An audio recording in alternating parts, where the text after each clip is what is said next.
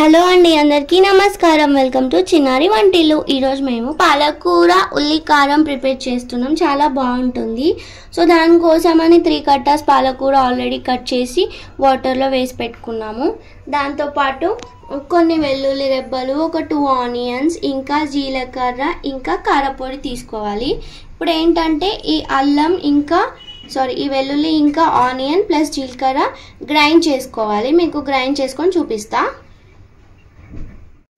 So వెల్లుల్లి ఇంకా onion కొద్దిగా జీలకర్ర వేసుకొని గ్రైండ్ చేసుకున్నాక కొంచెం కారపొడి కూడా వేసుకొని గ్రైండ్ చేసుకోవాలి. పేస్ట్ ఇలా రెడీ చేసుకున్నాం అన్నమాట. పేస్ట్ ఇలా ప్రిపేర్ చేసి పెట్టుకోవాలి. ఇప్పుడు ప్యాన్ పెట్టేసుకొని ఆయిల్ వేసుకున్నాము. ఆయిల్ హీట్ అయ్యింది. సో ఆయిల్ వేడయ్యాక ఆవాలు, జీలకర్ర వేసుకోవాలి. అలాగే ఒక చిటికెడు పసుపు కూడా వేసుకోవాలి. సో అది వేసుకున్నాక మనం గ్రైండ్ చేసి పెట్టుకున్న పేస్ట్ ఉంది కదండి, ఆ పేస్ట్ వేసేసుకోవాలి.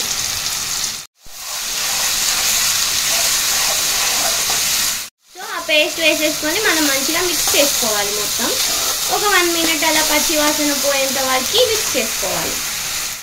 సో ఇది మొత్తం ఇలా మంచిగా మిక్స్ చేసేసుకొని ఫ్లేమ్ సిమ్లో పెట్టేసుకొని ఒక 3 to 4 మినిట్స్ క్యాప్ పెట్టేసుకొని ఉంచుకోవాలి. సో ఇలా మధ్య మధ్యలో కలుపుతూ ఉండాలి. మంచిగా పచ్చివాసన మొత్తం పోయి టేస్ట్ కలర్ ఇలా మారాలన్నమాట.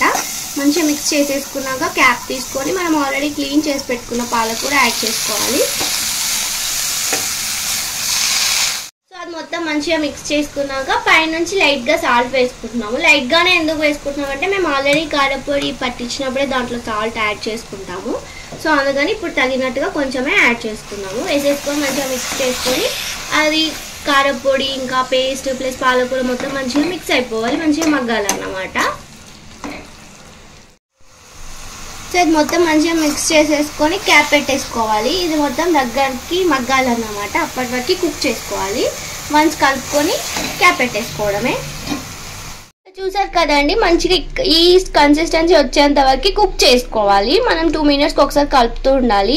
ఇంత అండి, చాలా ఈజీ పాలకూర కారపొడి రెసిపీ. మీరు కూడా ట్రై చేయండి. మీకు ఎలా వచ్చిందో నాకు కామెంట్లో షేర్ చేయండి. మీకు కనుక ఈ వీడియో నచ్చితే లైక్ చేయండి, షేర్ చేయండి, కామెంట్ చేయండి. అలాగే నా ఛానల్ని సబ్స్క్రైబ్ కూడా చేసుకోండి. థ్యాంక్ యూ అండి. థ్యాంక్ యూ ఫర్ వాచింగ్ చిన్నారి వంటిల్లు. బాయ్.